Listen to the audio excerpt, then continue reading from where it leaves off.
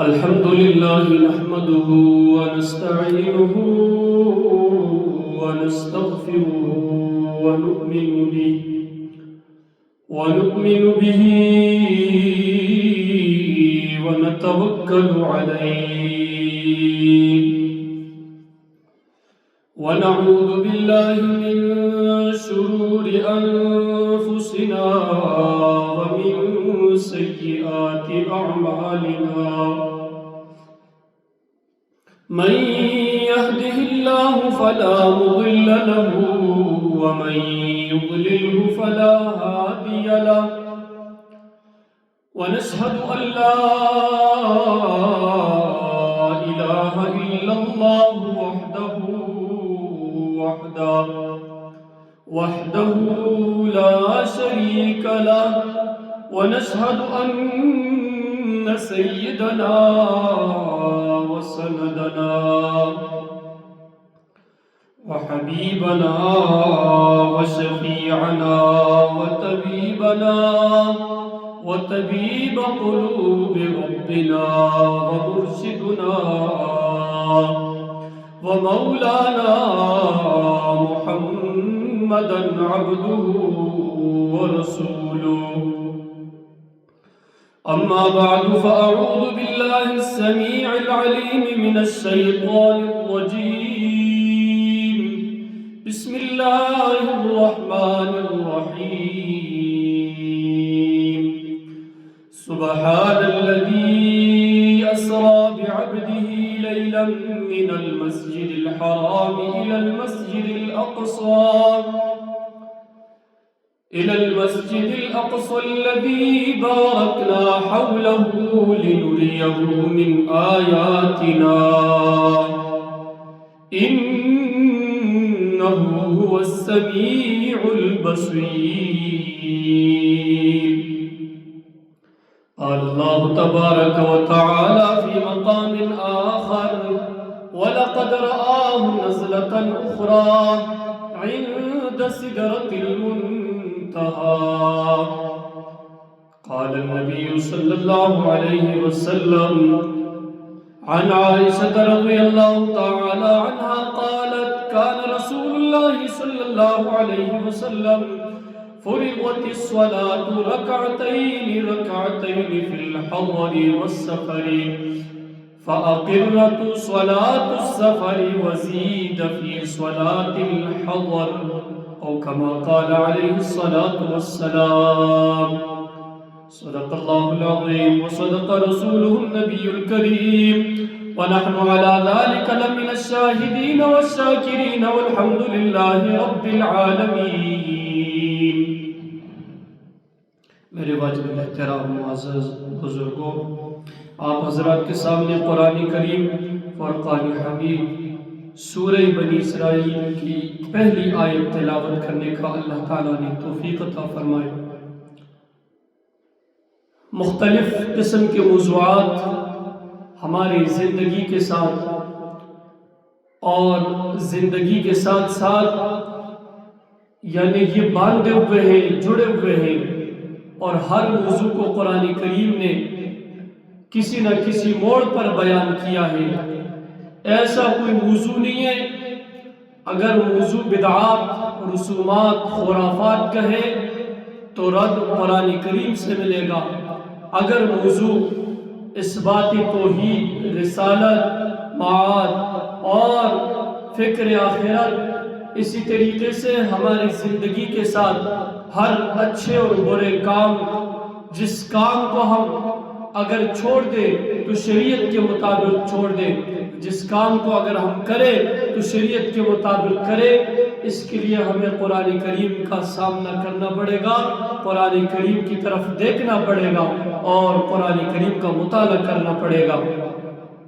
جس طرح قرآن کریم کی اس آیت کے اندر شب معراج کا ذکر ہے، اسی طریقے سے یہ شب معراج کے بارے میں مختلف قسم کی آراء ہیں، مختلف قسم کی روایات ہیں، مختلف قسم کے نظریات ہیں، لیکن زیادہ مشہور روایت جو ہے وہ شب یعنی یہ رجب کی 27ویں رات جو آج آنے والی رات ہے، اس کے بارے میں ہے کہ اس رات کو 27ویں رجب کو پاک پیغمبر علیہ السلام کو معراج نصیب ہوئی۔ اور یہ معراج ہے کیا؟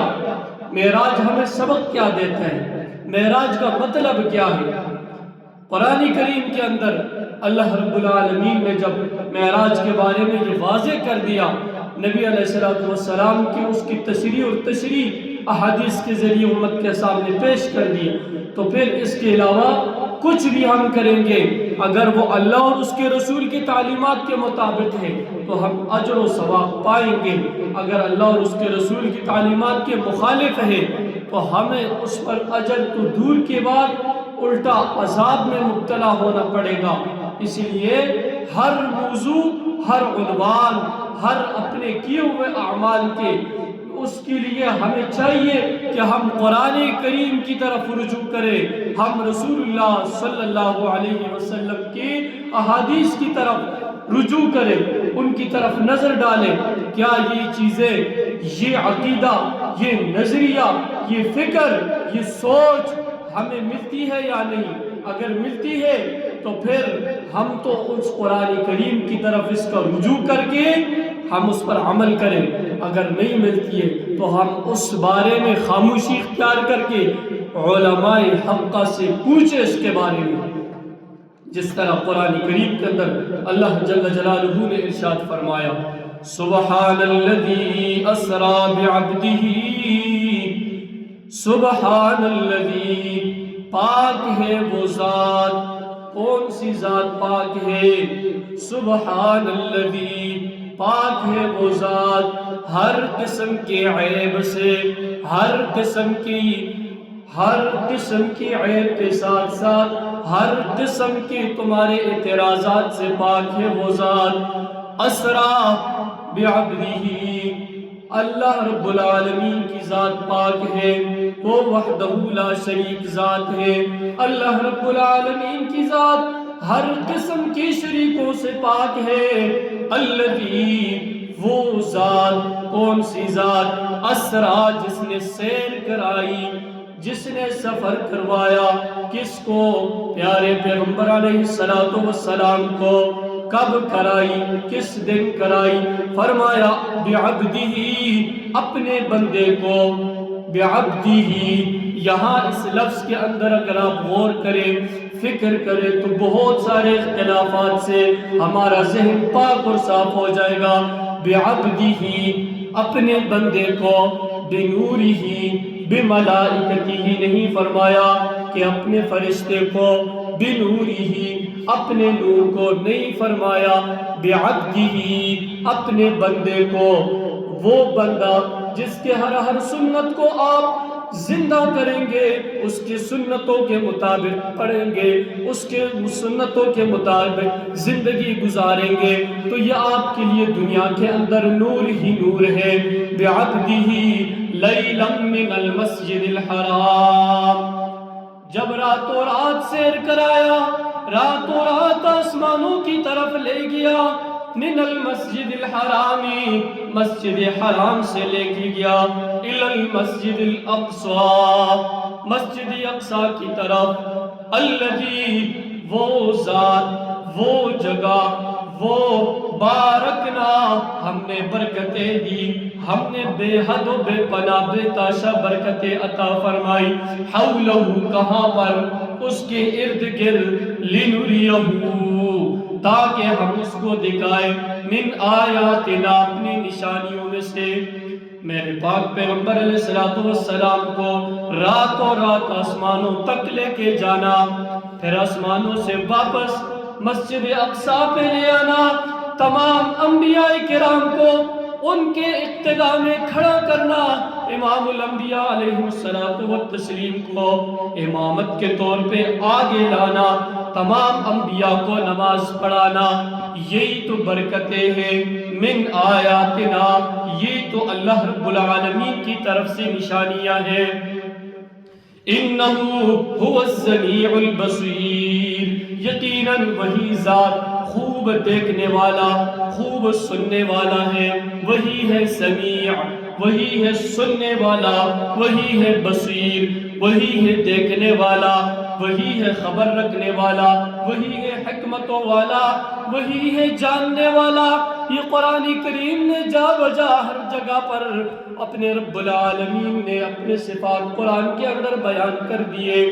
تو یہاں پر صرف نقطہ یہ نہیں ملتا، جس طرح شروع میں نے عرض کر دیا کہ روایات تو بہت سارے ہیں، لیکن مشہور روایت 27 رجب جو آج رات آنے والی رات ہے، میرے پیارے صلی اللہ علیہ وسلم کو آسمانوں کی طرف لے جایا گیا۔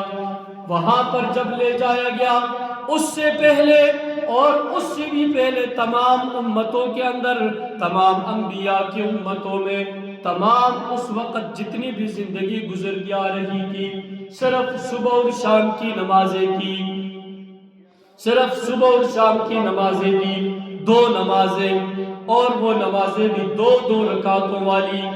حضرت عائشہ صدیقہ عن عائشہ رضی اللہ تعالی عنہ قالت کان رسول اللہ صلی اللہ علیہ وسلم فرضت الصلاۃ، نماز فرض کی گئی۔ حضرت عائشہ جو پیارے پیغمبر صلی اللہ علیہ وسلم کی ازواج میں سب سے زیادہ محبوب ترین، قریب ترین زوجہ محترمہ تھی، فرماتی ہے فرضت الصلاۃ، نماز فرض کی گئی تھی، پہلے بھی یہ فرض تھی، لیکن کتنی تھی؟ رکعتین رکعتین، 2 رکعتیں تھی، فی الحضر والسفر، سفر میں بھی 2 رکعتیں تھی، حضر میں بھی 2 رکعتیں تھی۔ فأقرت صلاة السفر، سفر کی نماز کو برقرار رکھا گیا، سفر کی نماز کے اندر کوئی کمی بیشی نہیں کی گئی۔ وزید فی صلاة الحضر، حضر کی نماز جو ہم گھروں کے اندر اپنے محلے میں اپنے مقیم ہونے کی صورت میں نماز پڑھتے ہیں، تو اس کو اضافہ کر دیا، وزیدہ، زیادہ کر دی گئی، 2 کے بجائے 4 کر دی گئی۔ حالت سفر اور حالت حضر کی نمازوں کے اندر فرق، جب آپ حالت سفر میں جائیں گے، حالت سفر میں جا کر آپ کی جو رکعتیں 4 والی نماز ہے، 4 رکعتوں والی نماز ہے فرض، وہ 2 رکعت ہو جائے گی۔ سنت میں آپ کو اختیار ہے، اگر حالت سفر کے اندر جلدی ہے تو سنتیں آپ چھوڑیں گے، اگر اختیار ہے، آپ کے پاس وقت ہے، تو آپ اس کو پڑھ لیں۔ آپ ان سنتوں کو پڑھیں گے تو بہت بڑا اجر و ثواب ہے، اگر رہ گئی تو کوئی گناہ نہیں ہے اس میں۔ لیکن حالت سفر میں فرض نماز بھی معاف نہیں، اگر حالت سفر میں آپ کی فرض نماز رہ گئی تو اپنے گھر کے اندر بھی آ کر آپ حالت سفر والی نماز ادا کریں گے۔ اگر گھر والی نماز مقیم اپنے محلے اپنے گھر کے اندر رہ کر جو نماز آپ سے قضا ہو گئی، حالت سفر کے اندر آپ کے پاس وقت موجود ہے، تو وہاں بھی جا کر اسی پوری نماز کو بطور قضا آپ ادا کریں گے۔ فرمایا حالت سفر والی نماز کو اپنی حالت پر برقرار رکھا گیا، لیکن مغرب کی نماز حالت سفر ہو یا حضر ہو آپ پوری ادا کریں گے، تینوں کی 3 رکعت۔ فجر کی نماز بھی پوری ادا کریں گے، ظہر عصر عشاء کی جو 4 رکعتیں ہیں، اس میں آپ کو یہ اللہ رب العالمین کی طرف سے انعام ہے، اللہ رب العالمین کی طرف سے حکم ہے کہ ان 4 کو آپ 2 کر کے پڑھیں گے، لیکن چھوڑنے کی اجازت نہیں۔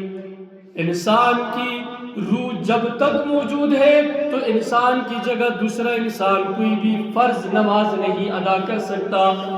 جب یہ دنیا سے چلا جائے تو پھر جس طرح روزے کا فدیہ ہے اسی طرح نمازوں کا فدیہ بھی ادا کرے گا، لیکن جب تک اس کے اندر روح ہے تو روزے کا فدیہ تو یہ خود بھی دے سکتا ہے، اس کی طرف دوسرا انسان بھی ادا کر سکتے، لیکن فرض نماز ایک لفظ بھی اس کی طرف سے کوئی انسان ادا نہیں کر سکتا جب تک یہ اس دنیا کے اندر موجود ہے، چاہے جس حالت کے اندر بھی ہو۔ تو پھر یہ معراج کی رات سے ہمیں یہ نہیں ملتا کہ ہم معراج کی رات کو صرف چراغاں جلائیں، اگربتیاں، موم بتیاں اور خوشبوئیں، یہ ساری چیزیں اور چاولوں کی دیگ یہ شروع کر دیں اور اجتماعی عبادت شروع کریں۔ کہیں پر بھی شریعت کے اندر اس کی اصل موجود نہیں ہے۔ یہ صرف آج سے 20-30-40 سال پہلے کے علماء نے بطور اس کے لیے لکھ تعلیم و تعلم کے لیے، لیکن آج اگر ہم اس کو لازم پکڑیں گے، 5 وقت کی نماز کو نہیں ادا کریں گے اور اس رات کو تخصیص دے کر اس چیز کی طرف آئیں گے تو یہ کھلم کھلا بدعت ہے، اس کے اندر کوئی گنجائش نہیں ہے۔ تو اس رات کے اندر آپ صرف نمازوں کا اہتمام، صرف تلاوت اور اسی رات کو اتنا اہمیت دے دے تو یہ بدعت ہے۔ ہر رات کے اندر آپ کو اس چیز کی گنجائش ہے، ہر رات کے اندر آپ اس طرح کریں، لیکن صرف اس رات کو تخصیص دے کر، تخصیص کے ساتھ ان نمازوں کو اور تلاوتوں پر اور اجتماعی عبادات پہ زور دے کر بتیاں جلائیں تو یہ صرف بدعت کے علاوہ اس میں اور کچھ نہیں ہے۔ فرمایا 5 وقت کی، اور اس رات میں آپ کو 5 نمازیں ملی۔ پیغمبر علیہ السلام کو بار بار آسمانوں کی طرف اللہ رب العالمین کے سامنا کرنا پڑا، آخر کار آپ کو 5 نمازیں ملی۔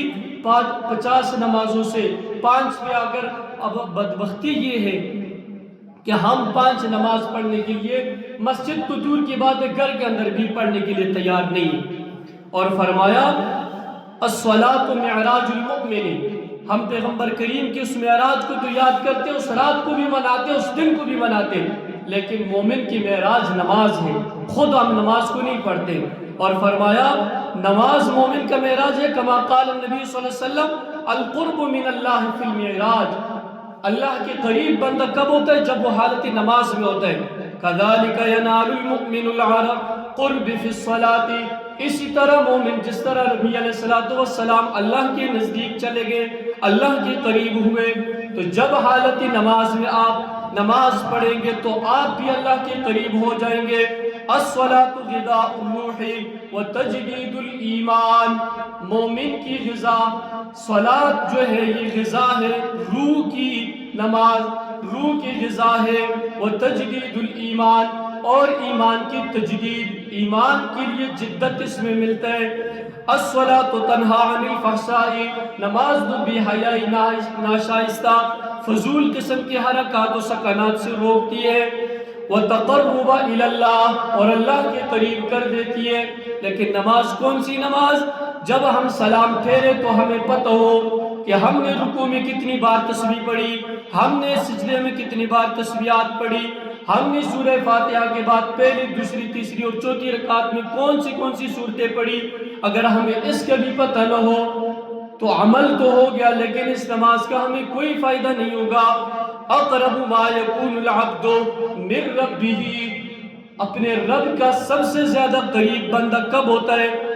وَهُوَ ساجد، حالت سجدہ کے اندر، اور یہ حالت سجدہ آپ کو نماز کے اندر نصیب ہوگا۔ تو اس لیے اپنی نمازوں کی پابندی کریں گے، نماز کے فرائض، نماز کے واجبات، وضو کے فرائض، وضو کی سنتیں، اور اس کے بارے میں مختلف قسم کے مختصر مسائل اگر ہم جان لیں اور اسے یاد کر لیں، اپنے نماز کے الفاظ اور اپنے نماز کے ارکان کو اگر ہم درست کر دیں تو ہماری زندگی بن جائیں گی، ورنہ 60 سے 80 سال تک بھی ہماری زندگی لگے اور اسی طرح ٹھوکرے جائیں، لگاتے جائیں، اللہ کے سامنے جائیں گے تو کوئی بھی پلے نہ پڑے تو کوئی فائدہ اس کا نہیں ہے۔ اس لیے ہم نماز کے ارکان کو بھی سمجھیں اور نماز کے الفاظ کو درستگی سے یاد کریں تو ہمارا دنیا اور آخرت بن جائے گا۔ اللہ عمل کی توفیق عطا فرمائے۔ وآخر دعوانا الحمدللہ رب العالمین۔